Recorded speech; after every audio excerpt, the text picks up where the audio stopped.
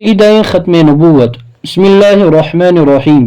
قرآن و سنت کے قطعی نصوص سے ثابت ہے کہ نبوت و رسالت کا سلسلہ حضرت آدم علیہ السلام سے شروع کر کے حضرت محمد رسول اللہ صلی اللہ علیہ وسلم پر ختم کر دیا گیا۔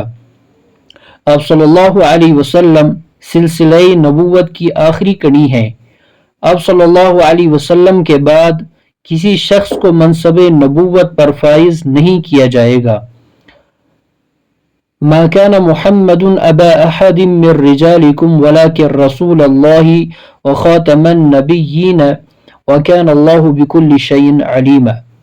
محمد صلی اللہ علیہ وسلم تمہارے مردوں میں سے کسی کے باپ نہیں، لیکن اللہ کے رسول ہیں اور تمام نبیوں میں سے سب سے آخری نبی ہیں۔ تمام امت کا اس پر اجماع ہے اور تمام مفسرین کا اس پر اتفاق ہے کہ خاتم النبیین کے معنی یہ ہے کہ آپ صلی اللہ علیہ وسلم کے بعد کسی قسم کا کوئی نبی ہوگا نہ کسی قسم کا کوئی رسول۔ اس پر بھی اجماع ہے کہ اس لفظ میں کوئی تعویل یا تخصیص نہیں، بس اس کا منکر یقیناً اجماع امت کا منکر ہے۔